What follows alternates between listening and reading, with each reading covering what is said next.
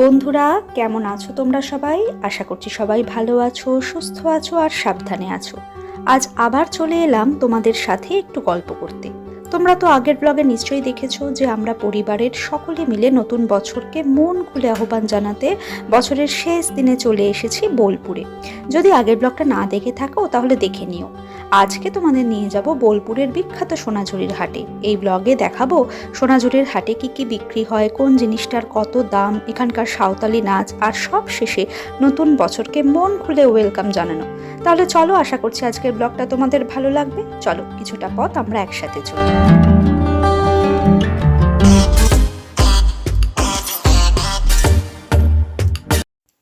বোলপুরে এসে আমরা উঠেছি আমার জায়ের বাগান বাড়িতে। আর এই যে কাকিমার নিজের হাতের তৈরি এই বাগানটা দেখো, কি যে সুন্দর এই বাগানটা।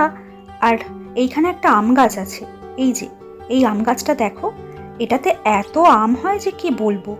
এর আগে একবার গরমকালে আমরা বন্ধুরা মিলে কাকিমার এই বাগান বাড়িতে এসেছিলাম, আর সেই সময় এত আম হয়েছিল যে আমরা দাঁড়িয়ে দাঁড়িয়েই প্রায় আম খেয়েছি। আর তেমনই মিষ্টি তার স্বাদ।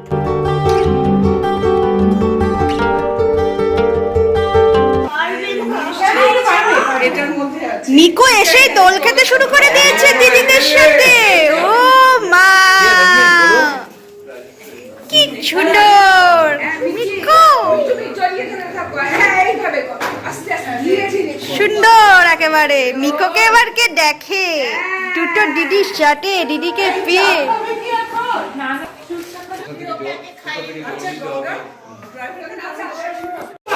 আমরা লাঞ্চে বসে গেছি, প্রচন্ড খিদে পেয়ে গেছে, মিকোকে খাওয়ানো হয়ে গেছে। চলো এবার লাঞ্চটা সেরে নি। খিদেও পেয়েছে মারাত্মক। খিদের মুখে গরম গরম ভাত, সাথে ডাল, মাছের মাথা দিয়ে লাউ, আলু ভাজা, মাছ ভাজা, উফ আর কি চাই। আবার মাছের কালিয়াও আছে। দুটো মাছ খেয়ে পেট একদম ভরে গেছে।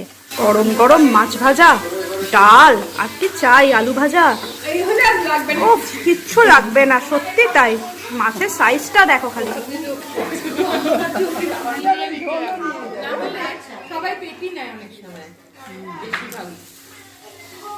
আর শেষ পাতে মিষ্টি দই। আমাদের লাঞ্চ হয়ে গেছে, আমরা এখন একটু সোনাঝুরির হাটে যাচ্ছি।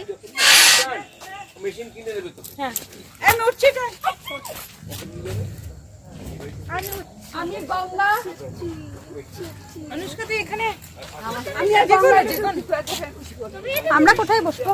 আমি জানি না কোনটাতে যাব। তুই আমার কাছে চলে আয়। আমরা বসে যাই, তুমি এখানটায় বসে যাই, তুমি এখানটায় বসে যাও। টাটা। চলো এবার তোমাদের নিয়ে যাই সোনাঝুরির হাটে। সোনাঝুরি হলো একটি বন, প্রাকৃতিক সৌন্দর্যের একটা নির্মল প্রসারিত এলাকা, যা এর অক্ষত বাবলা গাছ দ্বারাই চিহ্নিত করা হয়, যা স্থানীয়ভাবে সোনাঝুরি গাছ নামে পরিচিত। এখানকার শান্ত পরিবেশ আর লাল মাটি একটা মনোরম পরিবেশকে তৈরি করে, যা পর্যটকদের জন্য খুবই আকর্ষণীয় হয়ে উঠেছে। চলে এসেছি আমরা সোনাঝুরির হাটে। সোনাঝুরির হাটটি স্থানীয় ও পর্যটকদের মধ্যে কিন্তু বেশ জনপ্রিয়। শুধুমাত্র যে কেনাকাটার জন্য তা কিন্তু নয়, বরং স্থানীয় সংস্কৃতি ও শিল্পের প্রদর্শনীর জন্যও এখানে জনপ্রিয়তা লাভ করেছে। পর্যটকদের কাছে শান্তিনিকেতন মানেই কিন্তু সোনাঝুরির হাট। এই হাট সপ্তাহে আগে 4 দিন খোলা থাকতো, তবে এখন এর জনপ্রিয়তা এতটাই বেড়েছে যে 6 দিনই খোলা থাকে। এই হাটটি হস্তশিল্পের জন্য বিখ্যাত। এখানে স্থানীয় শিল্পীরা তাদের হাতের তৈরি বিভিন্ন সামগ্রী, যেমন পটচিত্র, মাটির পাত্র, কাঠের কাজ, বাটিক প্রিন্টের পোশাক সহ বিভিন্ন জিনিস বিক্রি করেন। প্রায় 20 বছরেরও বেশি সময় ধরে হয়ে আসছে এই হাট। কি সুন্দর কানের দুল দেখো, আর হার, এগুলো কিন্তু সবই ওদের হাতের তৈরি। চলো এবার দেখি কোন জিনিসটার কিরকম দাম। এগুলো কত করে? 100।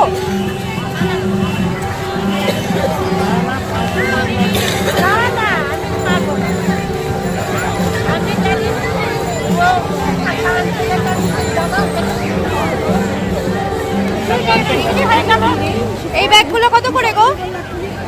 এই ব্যাগগুলো কত করে? 550। হ্যাঁ 45।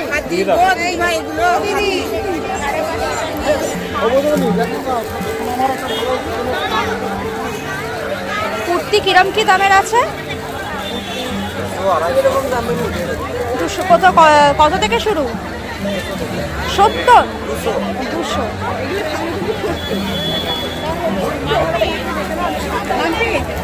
এই শর্টগুলো পাবে তুমি 150। ওইগুলো কট সেট আছে 300 টাকা করে সেট পাবে। এগুলো 230। আজরাকের শর্ট ছেলেদের না মেয়েদের? মেয়েদের।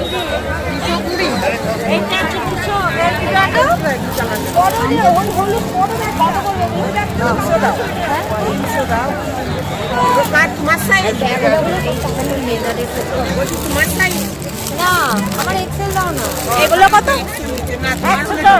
আপনি 100 না, আমার ডবল এক্সেল লাগে না। এটা একটা করে আছে। এইটা 80 টাকা। এইটা 80।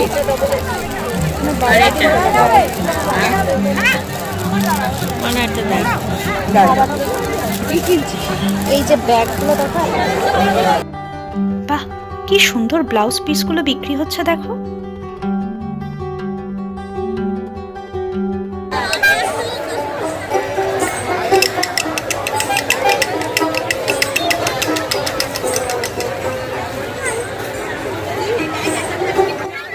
এই কাঠের ট্রেগুলো দেখো কি সুন্দর, সত্যি এখানকার হস্তশিল্প দেখার মতো।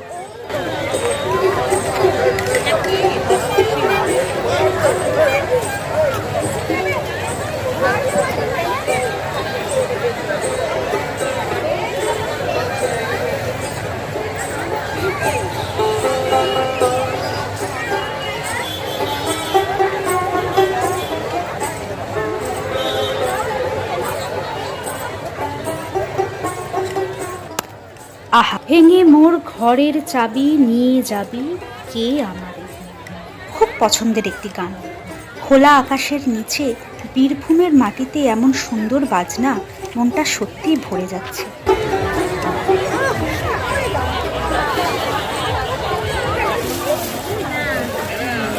হাট এখন শেষের দিকে। সোনাঝুরি হাটের ব্যাপার হচ্ছে যে যতক্ষণ আলো থাকবে, সূর্যের আলো থাকবে, ততক্ষণ হাট চলবে। তো নাও, তো আলো প্রায় কমেই এসছে, সূর্য অস্ত হয়েই গেছে প্রায়, কিন্তু হাটে মানুষের সংখ্যা কম নেই, প্রচুর ভিড়। আমাদের এখনো কেনাকাটি শেষ হয়নি, কেনাকাটি চলছে। এখন আমরা একটু যাচ্ছি কোথায় নাচ হচ্ছে সেটা দেখতে, সাঁওতাল নাচ। অন্ধকার হয়ে গেছে।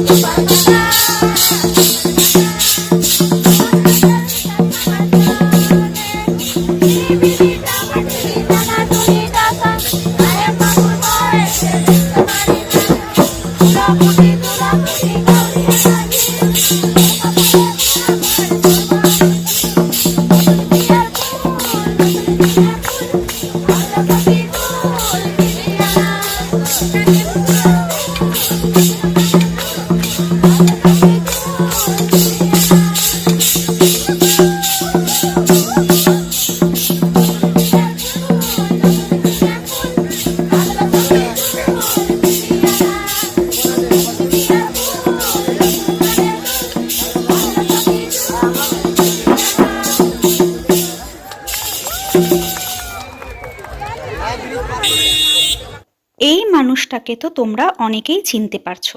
হ্যাঁ, ইনি হলেন মেয়েদের বিখ্যাত যে লোকগানের দল আছে মাদল, সেই ব্যান্ডের কর্ণধার শ্রীমতী শিখা ভট্টাচার্য। ইনি সম্পর্কে আমার শাশুড়ি হন। এই মানুষটাকে এই ট্রিপে পাওয়াটা আমার কাছে একটা চরম প্রাপ্তি। কত কিছু যে নতুন নতুন তথ্য জানতে পারছি যে কি বলবো। আমি ওনাকে গঙ্গা মাইমা বলেই ডাকি। তো মাইমা বলছিল যে সম্ভবত 2002 সালে শ্যামলী খাস্তগির এবং আরও কয়েকজন মিলে এই হাট চালু করেন।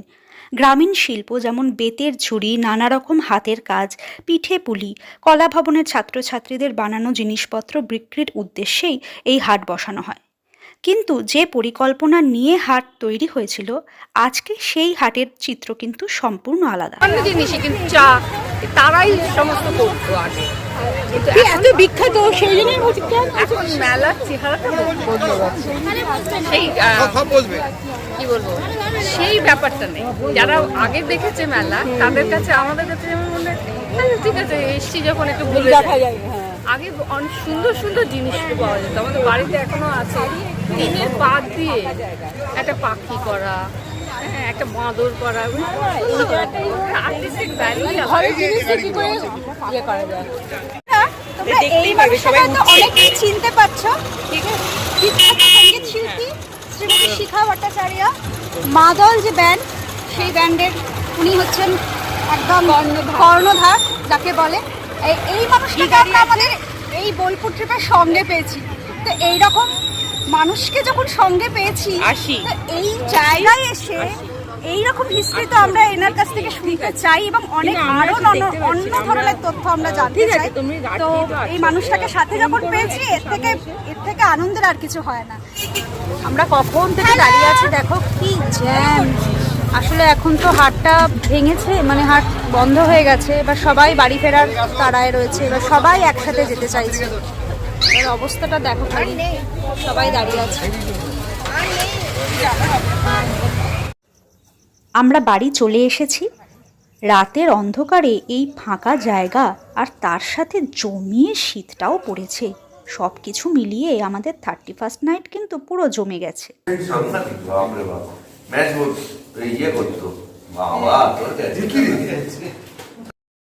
এখন চা পর্ব চলছে আর সবাই মিলে ঠিক হয়েছে অনেক দিন পর জমিয়ে ক্যারাম খেলা হবে। তাই কাকু কলকাতা থেকেই ক্যারাম নিয়ে এসেছে।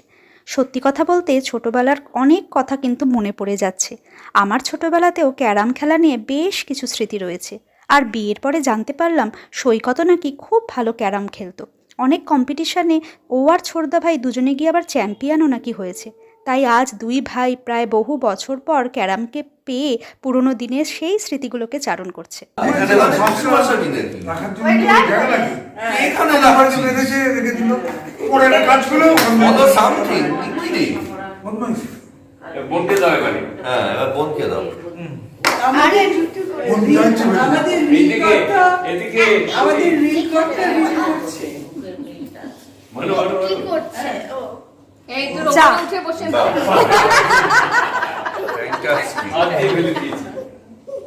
আমিও চাই সাদা মানুষ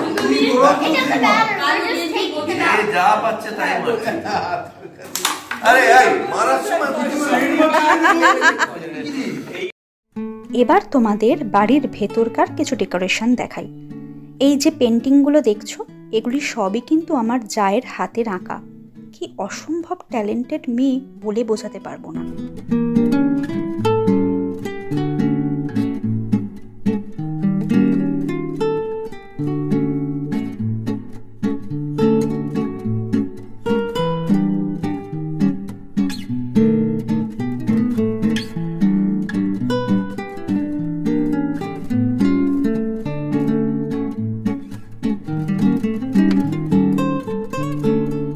এখনকার দিনে ক্যাসেট তো ভাবাই যায় না, এই জিনিস পাবোই না আমরা। এখন সিডি পেন ড্রাইভের যুগ। দেখো তোমরা কাকুর কালেকশন এখনো রেখে দিয়েছে। মান্নাদের ক্যাসেট, সত্যি আমাদের ছোটবেলার কথা মনে পড়ে যায় না? দেখেছো? দেখো তো, সত্যি তাই, এখনকার দিনে ক্যাসেট ভাবাই যায় না। কাকু এগুলোকে সব যত্ন করে রেখে দিয়েছে, এখানে আসলে টেপে ক্যাসেট চালিয়ে গানও শোনে। সত্যি কথা বলতে আমাদের ক্যাসেট, টেপ এগুলো সবই বিক্রি করে দেওয়া হয়েছে, কিন্তু কাকু সেগুলোকে এখনও যত্ন সহকারে রেখে দিয়েছে। এটা দেখেই এত ভালো লাগছে। আমাদের ছেলেরা তো এই ক্যাসেট কী জিনিস সেটা কোনোদিন দেখতেও পাবে না, ওদের তো এখন সিডি পেনড্রাইভের যুগ। চলো, রাত এখন 12টা। 2024কে বিদায় জানিয়ে 2025-এ পা রাখলাম। ঈশ্বরের কাছে কামনা করি এই নতুন বছর যেন সকলের জীবনকে সুখ স্বাচ্ছন্দ্যে ভরিয়ে দেয়। ব্লগটাও তাহলে আজকের মতন এখানেই শেষ করছি। দেখা হচ্ছে খুব শিগগিরই বোলপুরের 3য় পর্ব নিয়ে। আজকের মতন ব্লগটা এখানেই শেষ করছি। ব্লগটা কেমন লাগলো সেটা অবশ্যই কমেন্ট করে জানিও, আর ভালো লাগলে একটা লাইক করে দিও। আর আমাদের তরফ থেকে সকলকে